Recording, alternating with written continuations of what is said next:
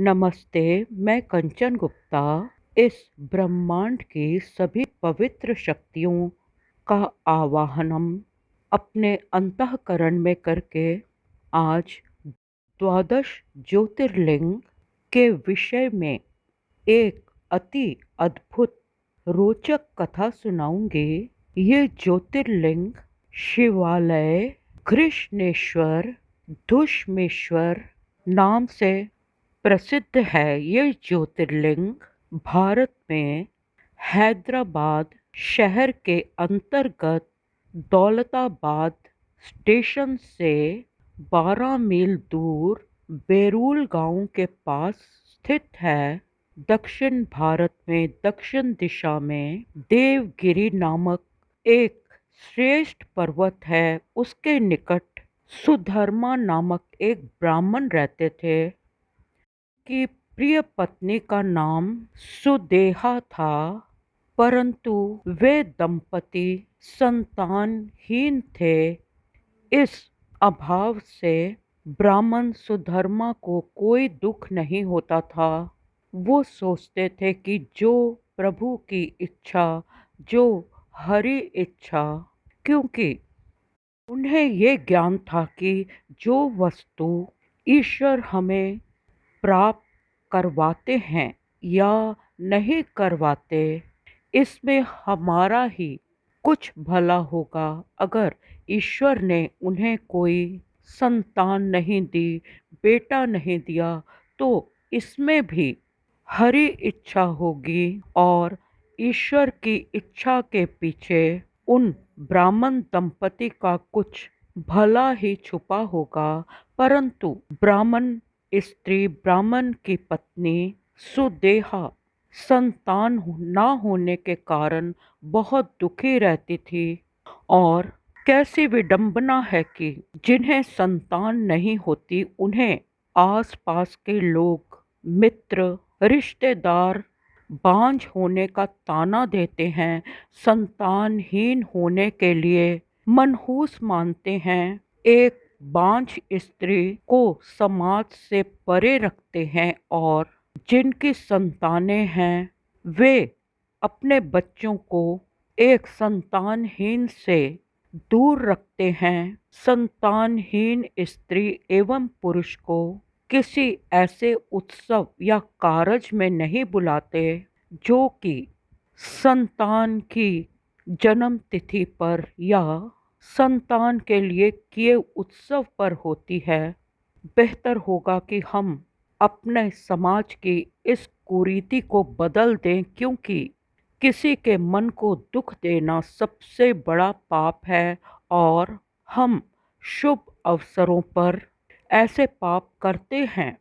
एक संतानहीन की दृष्टि को कुदृष्टि माना जाता है कि नज़र लग जाएगी, परंतु आज तो जो धन धान्य संतान सभी सुखों से परिपूर्ण हैं, वे भी अतृप्त आत्माएं हैं। जितना प्राप्त करते हैं उससे भी अधिक उनमें लालसा, लालच रहता है और प्राप्ति एवं और प्राप्ति की इच्छा रहती है। उस ब्राह्मणी सुदेहा ने पुत्र प्राप्ति के लिए हठ पूर्वक अपने पति सुधर्मा का विवाह अपनी बहन धुष्मा से करवाना चाहा।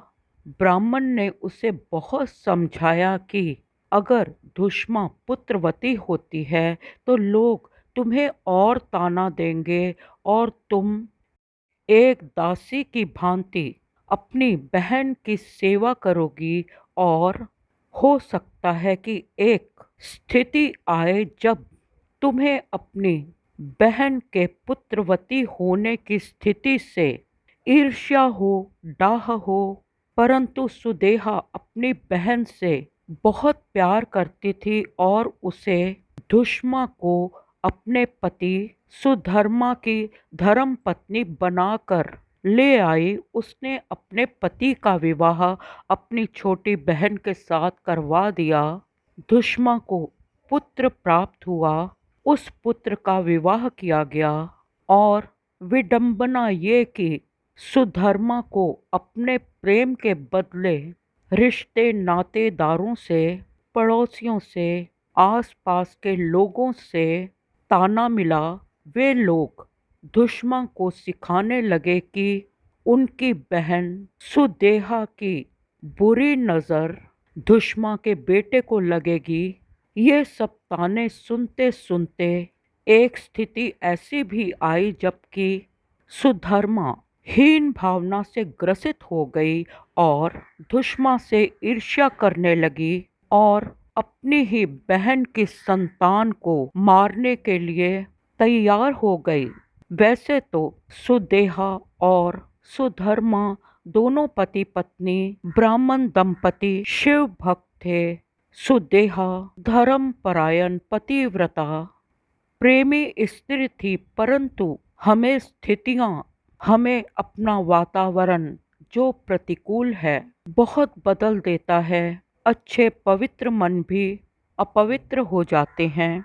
सुदेहा की बहन दुष्मा अर्थात ब्राह्मण सुधर्मा की दूसरी पत्नी उन दिनों में 101 छोटे छोटे पत्थर चुन कर ले आई थी और उन्हें पार्थिव शिवलिंगों का रूप देकर प्रतिदिन उनकी पूजा करती, विधि पूर्वक आराधन करती और प्रतिदिन एक शिवलिंग का पूजन करके एक तालाब में एक शिवलिंग का विसर्जन करती।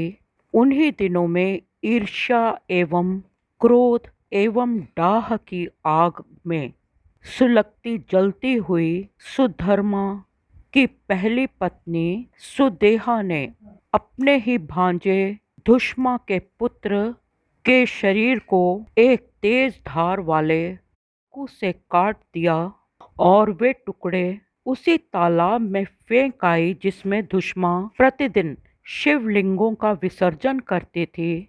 जब सुबह दुष्मा की पुत्र वधू ने देखा कि उसके पति की शैया पर बहुत सा रक्त लगा है और कुछ अंग कटे हुए थे, उनके टुकड़े पड़े हैं, तो वे बहुत रोई, आर्तनाद किया, घबराई और अपनी सास दुष्मा के पास जाकर अपना दुख व्यक्त किया। परंतु दुष्मा शिव भक्त थी, वे विचलित न हुई।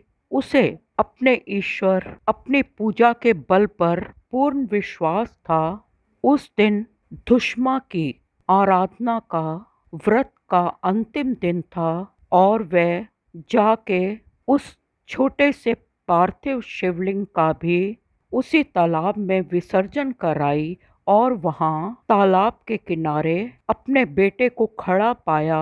शिव ने प्रकट होकर दुष्मा के पुत्र को जीवित अवस्था में दुष्मा को दे दिया और बताया कि उसी की बहन, उसकी बड़ी बहन सुदेहा ही उससे सौत जैसा डाह करने लगी थी और उसने दुष्मा के बेटे को मारा। परंतु दुष्मा ने शिव भगवान से प्रार्थना की कि वे उसकी बहन सुदेहा को क्षमा कर दें, क्योंकि सुदेहा एक धर्मपरायण बहुत अच्छी स्त्री थी, परंतु स्थिति ने उसके मन को भ्रमित कर दिया था।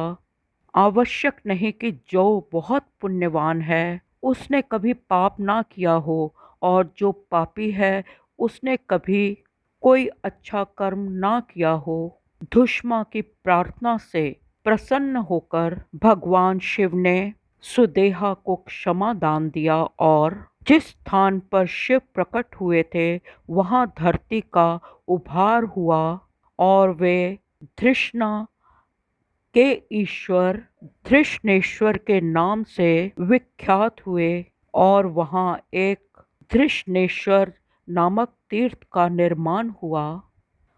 आज मैं आशा करती हूँ कि आपको इस अनूठी कथा से बहुत कुछ सीखने को मिला होगा। अपने धर्म का मार्ग कभी ना छोड़ें। धर्म कर्म हमारा सच्चा साथी है। ये जगत मिथ्या है और ईश्वर सत्य है। इस कथा को सुनने के लिए आप सबका धन्यवाद। धन्यवाद।